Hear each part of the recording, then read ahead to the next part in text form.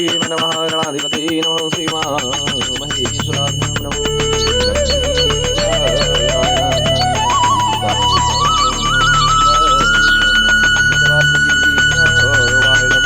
कालकांडे सर्ग विश्वामित्र सहित श्री राम जी लक्ष्मण का सरयू गंगा संगम के समीप पुण्याश्रम में रात को किस प्रकार ठहरे उसका विवरण सर्वप्रथम आप संस्कृत में सुनिएगा। उसके बाद में उसका हिंदी अर्थ आपको बताता हूँ। प्रभातायां तु सर्वायां विश्वामित्रो महामुनिः अव्यभासत् काकोत्स्थौ शयानो वर्ण संसतरे। जब रात बीती और प्रभात हुआ तब महामुनि जी विश्वामित्र ने तिनकों और पत्तों के बिछौनों पर सोए हुए उन दोनों काकुत्स्थवंशी अर्थात श्री राम जी और लक्ष्मण जी से कहा, कौसल्या सुप्रजा रामो पूर्वा संध्या प्रवर्तते उत्तिष्ठः नरसाधुलो कर्तव्यं देवाविनिकम्। नरश्रेष्ठ राम जी, तुम्हारे जैसे पुत्र को पाकर महारानी कौशल्या जी सुपुत्र जननी कही जाती है, क्योंकि यह देखो प्रातःकाल की संध्या का समय हो रहा है, प्रातःकाल हो चुका है। उठो और प्रतिदिन किए जाने वाले जितने भी देवताओं के संबंधित कार्य हैं उनको आप पूर्ण करिए।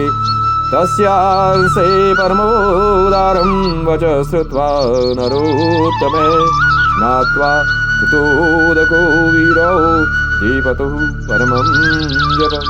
महर्षि का यह परम उदार वचन सुनकर दोनों नरश्रेष्ठ वीरों ने स्नान करके देवताओं को सर्वप्रथम तर्पण किया और फिर वे परम उत्तम जपनीय मंत्र द्वारा गायत्री मंत्र का जाप करने लगे। ओम भूर्भुवस्सुः तत्सवितुर्वरेण्यं यो यो न प्रचोदयात्।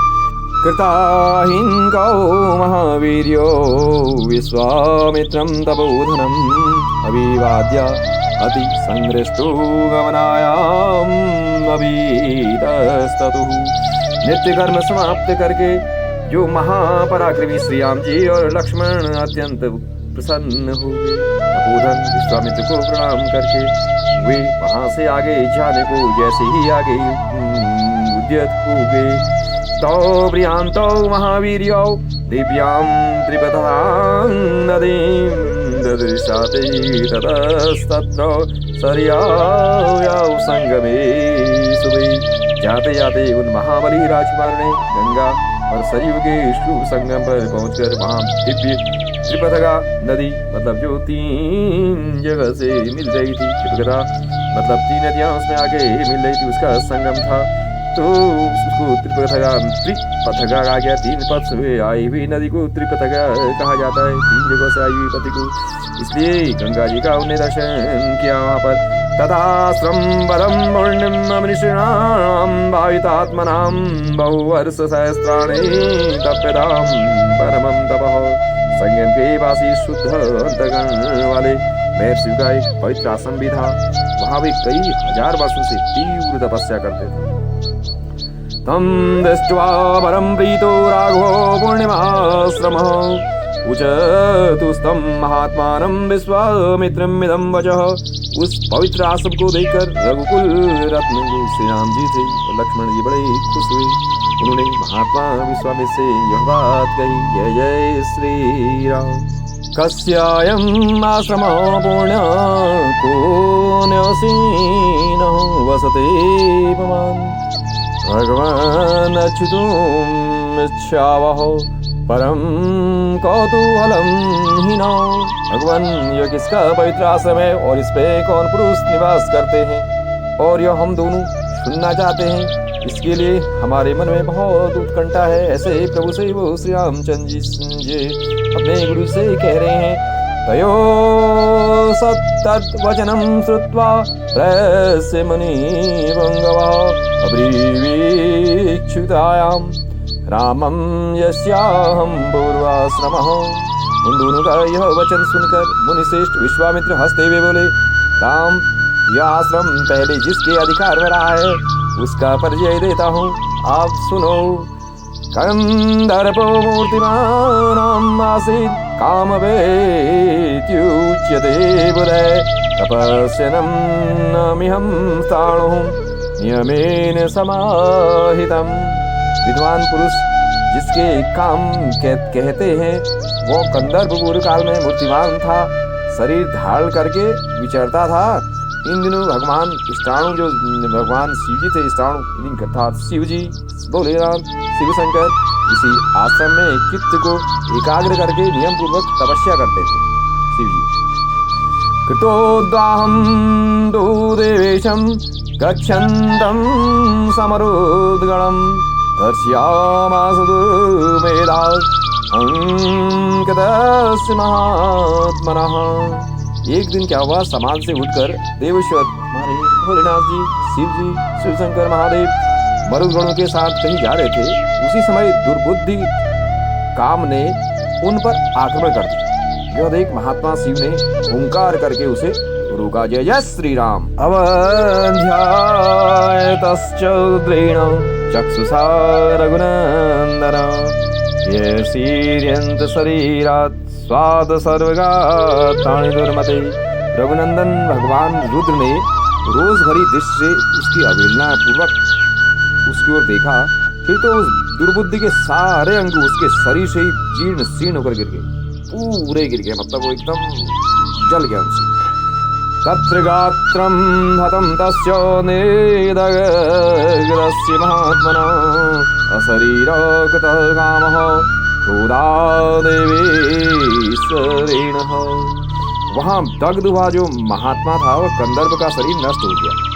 जो कंदर्प यानी जंगली था उसका शरीर बिल्कुल नष्ट हो गया। देवेश्वर रुद्र ने अपने क्रोध से काम को अग्निहीन अंगहीन कर दिया। क्रोध से उसको मैंने जो पहले बताया था भस्म कर दिया उसको। अनंगयते विख्यातस्तदा प्रवृत्ति राघव स्वचांग विषः श्रीमान यत्रांगं समुमोचः। राम तभी से वह अनंग नाम से ख्यात हो गया। इसके सारे अंग जल गए थे, इसलिए उसका अनंग। शोभाशाली कंदर्प ने जहाँ अपना अंग छोड़ा था वह प्रदेश अंग देश के नाम से ख्यात हो गया। तस्याश्रमं पुण्यस्य सेयं मुनयः पुरा श्रिया शिष्या धर्मपरा वीरौ तेषां पापं न वेद्यते। वह यौनी महादेव जी का पुण्य आश्रम और वीर है, आश्रम है वीर। ये मुनि लोग पूर्व काल में उन्हीं स्थानों के धर्मपरायण यानी शिव जी के धर्मपरायण शिष्य थे। इनका सारा पाप नष्ट हो गया है। जय जय श्री राम। याद्यं रजनीं राम वशेषं सुदर्शन पुण्यो सरितोर्मध्ये स्वस्तरिष्यामहेवहम्। सुदर्शन राम, आज की रात में हम लोग यही पुण्य शरीरा सहिताओं के बीच में ही निवास करेंगे। कल सवेरे इन्हें पार कर जाएंगे हम लोग। अभी गच्छामहे सर्वे शुचः पूर्णिमाश्रमम् इह वासो परो अस्माकं सुखं दद्स्यामहे निशाम्। स्नादास्य कृते जाप्याश्च हुतहव्यं नरोत्तमे। हम सब लोग पवित्र होकर इस पुण्य आश्रम में चलेंगे और यहाँ रहना हमारे लिए बहुत उत्तम होगा, क्योंकि नरश्रेष्ठ, क्योंकि श्री राम जी यहाँ स्नान करके जप और हवन करने के बाद हम रात में बड़े सुख से रहेंगे।